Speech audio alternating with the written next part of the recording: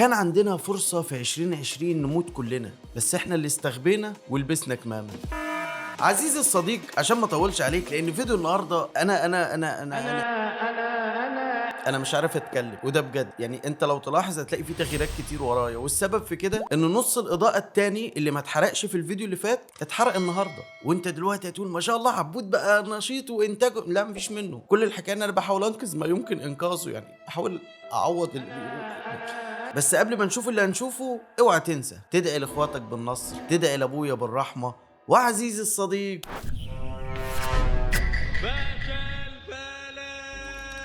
وبعد السلام ما يحلى الكلام الا بذكر النبي عليه الصلاه والسلام. صل على النبي، حط اللايك، هات مشروبك والبس يا معلم. اي واحده جوزها ما بيخلفش الا بنات تروح تضحك على واحد باسم الحب والجواز وتتجوزه على جوزها. بسم الله الرحمن الرحيم. كده اول القصيده زي ما انت شايف. يعني هي متجوزه بس جوزها ما بيخلفش. انا مش عارف يعني ايه ما بيخلفش الا بنات دي، بس اوكي هو قال كده. فالراجل بينصح البنوته او الست اللي جوزها بيخلفش الا بنات تروح تضحك على واحد تاني باسم الحب وتتجوزه على جوزها. يخرب بيت اهلك. وتقنعها ان هي متطلقه من جوزها عادي، ما هو مش هيشوف بقى حاجه. طب ومش هيحس؟ بجد؟ واما يخلف واد تسرق الواد تكتبه باسم جوزها الشرعي. طب ما هي اصيله يا جدعان اهي. امال ايه الموضوع؟ واما يخلف واد تسرق الواد تكتبه باسم جوزها الشرعي. طب يعني بس ما رفضت. يعني جبت الواد بس لجوزها الاصل. بص، وما الحب الا للجوز الاولي. مفيش حد صدقيني هيبص وراكي. وفي النيابه اقول ان انت ما تعرفوش. ما انت سرقت عقود الجواز خلاص. سرقت عقود الجواز ايه؟ ما انت سرقت عقود الجواز خلاص. خلاص حضرتك قريب كرهون مشاكل؟ ما علينا، مش مشكلتنا. بالنسبه للعقود اللي انت بتتكلم عليها دي، هي العقود دي هتتعمل ازاي اصلا وهي متجوزه؟ يعني هي لما تروح لمأذون هي والاخ التاني ده ويروحوا يكتبوا عند الحكومه هي متسجله انها متجوزه، فده هيتسجل ازاي؟ ولا دي هتبقى عرفي ورقتين والكلام ده؟ طب حلو، ورقتين عرفي وبتاع. هو اللي متجوز واحده عرفي هيروح يدور؟ يعني لما تقول له ان او انها يعني هي لما تطلع حامل منه ده، هو اول حاجه يقول لها لا انا ماليش فيه، مش ما يخصنيش، مش ابني. ما واحد متجوز واحده عرفي. مدام جوزك كتبه باسمه خلاص محدش هيسمع صوته تاني. ممكن محدش هيسمع له صوت، لكن ممكن نشوف له تحليل. يعني انت ما عداش من شارعكم مره راجل مجنون لبسه مبهدل شعره منعكش صوته عالي وماشي يقول ايه، فطلع الحلاق اللي تحت بوكه صدفه قال له يا جدع انت مالك في ايه؟ قال له اعمل DNA. انت معانا هنا ولا انت لسه هناك وما جيتش ولا ايه؟ ويبقى قدام حل من الاتنين. اتمنى وبجد والله هتبقى هينه على قلبي وهضحك واتبسط تقول لي ان الحل من الاتنين دول لا يعمل لايك لا يشير الفيديو، وقتها هتبسط واقول انها كدبه ابريل وعدت. اوعى تكون هتكمل كلامك على انك بتتكلم بجد. لا يموت بحسرته زي ما انا هموت بقهرتي على ابني.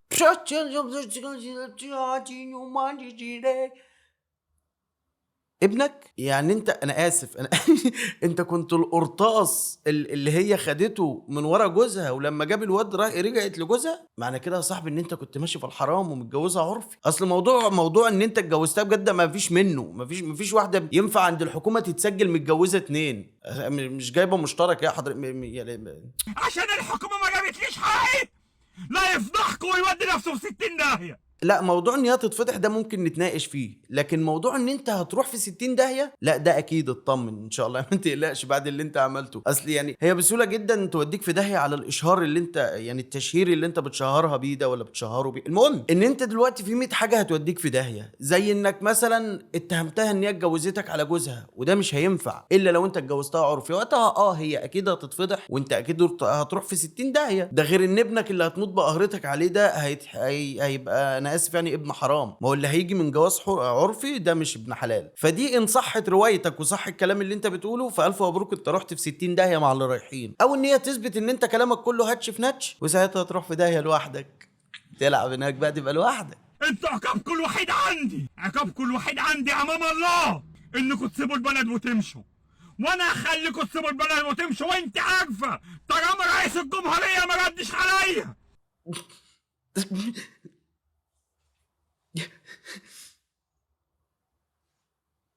انا اعرف واحد حاول يوصل لرئيس الجمهورية عشان يشتكي من الغلا، وواحد تاني حاول يشتكي من الكذا ومن الكذا، لكن واحد اتصل او حاول يوصل لرئيس الجمهورية عشان يقول له انا واحده اتجوزتني على جوزها، ولما جابت مني الواد راحت سجلته باسم جوزها.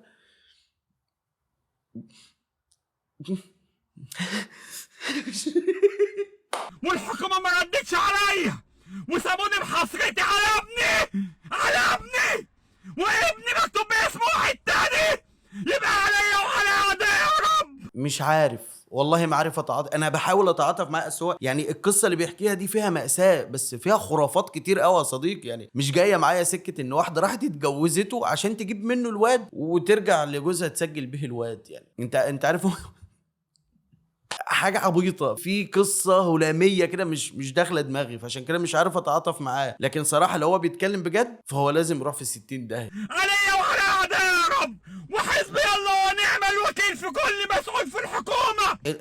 حط تيت على دي، حط، ما تجيبهاش في مش محتاجينها يا ابني. الله يخرب، انت هتاخدنا معاك كلنا في الداهيه. روح لوحدك يا اسطى، والله هتتبسط هناك في فسح. هتاخدنا كلنا هنسحم الداهيه عليك. احط عليها تيت وهتقوم. ولو انا هتغبل وهموت او اتسجن، اشرفني من ان اسيب ابني مكتوب باسمك. واشرف لك من ان يتقال عليك جبت عيل من الحرام بتاعي يعني. عموما ده فيديو خلص وممكن نسجد سجدة شكر لله ان الفيديو ده خلص، لان ده حرفيا فيديو بعنوان هل ندمت على مشاهدة هذا الفيديو؟ وما بيبقاش في اختيارين نعم لا هو نعم بس. ما هو لازم تكون ندمت، لانك لو ما ندمتش تبقى والله خايف اقول اللي بعده بس مضطر. فاللي بعده خايفة من ايه؟ خايفة من ايه؟ بس كده؟ انت عارفة ان انت من الحالات القلائل اللي هيعملوا شفط مؤخر. احنا دايما بنحقن المؤخر. ايه ده حبيبي كده وارجع يا دكتور. مالك داخل سخنان علينا ليه؟ انت عارفة ان انت من الحالات القلائل اللي هيعملوا شفط مؤخر. احنا دايما بنحقن المؤخر. يعني دي واحدة جاية تنفخ ولا تشفط احنا مالنا؟ لسه قاعد براجع دلوقتي قلت لهم ايه ده؟ يا جماعة راجعوا شفط المؤخر. قال لك اه شفط المؤخر. انا شفت المؤخر. دي دعابه، دي دعاء يعني. لو ما ضحكتش ليه؟ يعني هو اتفاجئ بص في الورقه، ايه ده انت هتشفطي؟ ده انت اول واحده تيجي تشفط. واتفاجئ، فاهم؟ اتفاجئ وبقول لها انا قلت لهم حتى اتاكدوا يا جماعه. امال هو مين اللي كشف عليها؟ يعني مين اداها الاجراء كده يلا تمام انا هعمل عمليه، ومضى على العمليه انه هيشفط او ينفخ او يعني اللي هي النيله اللي هتنيلوها دي بطننا لجوه كده. بس يبقى زي ما قلنا كل شويه الدهون دي، كل الدهون دي، الدهون اللي هنا والدهون اللي اسفل الظهر. يعني انا والله ما فاهم. هو بيقري، هو ممكن يطلع يقول جماعه انا دكتور فلاني الفلاني وبنعمل عمليات شفط ونفخ وبتاع ونظبط الدنيا وخلصنا. لكن بجد حوار الدكاتره اللي بيصوروا الحاجات دي انا يعني بص الفيديو ده انت عارف ان دي واحده جايه تشفط من، سيبك مني ومنك الناس اللي كبرت وخلاص وفقدت الامل في الحياه. الشباب اللي هو عنده 15 و16 و17 والكلام ده، عارف هيتخيل الدكتور ايده فين وبتعمل ايه وبعدين جايه تشفط. فانا متخيل ان الموضوع كان رايح لجبال الهيمالايا، ودلوقتي بنحاول ننزل خلاص. لفيني بقى من الجنب عشان المؤخره عندنا عاليه شويه. بجد بحسد الحاله اللي هي جايه تعمل البتاع اللي هي تعمله ده على الثقه في النفس. قومي بقى شويه لفي لي كده بالجنب عشان مصر عاليه شويه ومش عارف ايه، وفي ناس داخله ورا وفي ناس طالعه وفي ناس بتكركب كله ثقه. لا يعني ماشي، ربنا يكملكم بالله. عايزه اقول الست من غير راجل ضحكه دائمه وصحه جيده حقيقي بجد. لا انا خراسي. انا خراسي. انا ايه اللي خراسي؟ ما تسيبيها تقول رأي. انت مش قلت رايك فينا وخلصنا عادي؟ عندنا منك برضو، عندنا اللي يقول لك الواحد من غير ست جيب مليان دماغ في منتهى الروقان وحاجات كده. فسيب الست الكريمه تقول رايها يا خالد. الست من غير راجل يا جماعه الراجل الست من برضه غير راجل ضحكه حتى لو دائما إيه؟ وصحه جيدا حقيقي. دي مش بجد، مش هزار. كلمه الحق حقيقي دي مش بجد. كلمة الحق ده مش بجد، وده فعلا مش بجد. هو مش معنى ان حضرتك التجربة كانت سيئة وده مش حاجة وحشة، ده بجد يعني بتكلم بجد. لو التجربة بتاعتك مع راجل كانت سيئة فاوكي. ما في واحد من شوية واحدة ضحكت عليه واتجوزته على جوزها عشان تجيب من الواد وتكتبه اسمه تخيلي ده وجهة نظره في النسوان تبقى ازاي يعني. حسبي الله ونعم الوكيل. انت رايك ايه؟ لا طبعا بصي هو لو ايه والله لو قعدنا في لا والله سند يا جماعه الراجل برضو مهما كان سند. لا سند والله. راح يا شيخة إلهي يعمر بيتك، إلهي يبارك لك في أولادك وفي جوزك ويرزقكم من وسع عشان احنا بنتهان بدون سبب والله، احنا كرجاله يا جدعان مش كلنا حماده ابو كف ولا كان اسمه ايه، مصطفى ابو حجر تقريبا حاجه كده. كلهم مصطفى ابو حجر. يعني ده يرضي ربنا، يعني ده يرضي ربنا اللي انت عامله في الحمار ده يا راجل. الحمار مش قادر يمشي على ايه؟ محدش هيسوق معاك يا جدع. فكوا الحمار ده يا جدعان ومشيوه. ثواني يا استاذ ثواني معلش، ده عته مبدئيا انت قلت ان صوتك ده صوت يعني بتصطنعه في الفيديوهات، مش ده صوتك الحقيقي. فلو انت عامل المشهد ده حقيقي اللي هو فجأة شفت موقف وعايز تتكلم عنه، اتكلم طبيعي، مش يعني هو يفعل ده مبدئيا. ثانيا اللي انت بتعمله ده قلة احترام. يا معلش الراجل اكيد اخر امكانياته دي، عايز تعمل خير، عايز تبقى راجل هو ونعمل لك اللايكات والشير. طب يا عمي انا هتبرع لك وهجيب لك حصان يشيل معاك شغل اكتر، يوسع رزقك اكتر، فتقدر تجيب جنيه لعيالك اكتر. لكن مش في كل الحمار ده وراح تفك انت مالك يا عم؟ راجل رؤوف بالحيوان قوي خلاص، قول له يا عم حسبي الله ونعم الوكيل فيك على اللي انت عامله في الحمار ده وخلاص. ايه اللي انا عملته يعني؟ انت فاهم بجد بجد انت مستفز، راجل كبير وراجل شقيان تبهدله في الشارع انت وتفك له الحمار من هنا، انت مالك يا عم طب شيلته نقله يعني التانية حرام يعني، عشان شال نقله تضغط عليه.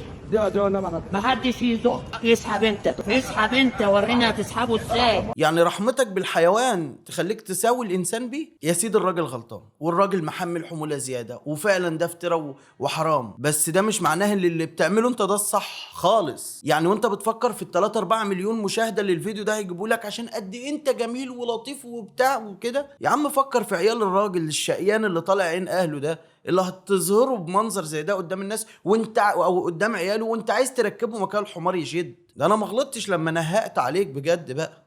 اسحب انت العربيه، ما يرضيش ربنا اللي بيحصل ده. يا ولا يرضي ربنا اللي انت بتعمله ده، ولا يرضي ربنا الاهانه اللي عمال تهينها للراجل دي. انت عارف والله العظيم عدلك ان ده ما كانش يبقى راجل كبير كده، ده كان يبقى شاب وعيل بقى من العيال اللي هي على ابوها حرفيا وفي ايده امشه. هو مبدئيا انت لو لقيته شاب كبير او حد ماسك حيله شويه والله ما كنت هتروح تقول له كده، وكنت هتخاف وكنت هتفكر 1000 مره، ولو كنت فكرت كان فعلا ركبك انت مكان الحمار ويستخدم معاك الامشه. لكن انت رحت افتريت على راجل كبير وعلشان تكسب لقطه، لان في الاول قلت لك لو انت بقى حد رؤوف قوي يا سيدي روح ساعده بقى، اديله مبلغ، قول له يا عم حط على المبلغ ده، مش هقول لك تجيب له انت الحصان، ضيف على المبلغ ده وهات لك حصان وصور اللقطه وخد الزيطه وبتاع. ما هي الاول وفي الاخر غرضك من الفيديو ده لقطه، دي معروفه، بدليل انك قبل ما تتمشى على الراجل خليت اللي معاك يفتح الكاميرا ويصور، ورايح بتتكلم بالصوت اللي هو الترند بتاعك ده اللي هو يعني ما رحتش اتكلمت طبيعي مش محموق بجد. فلا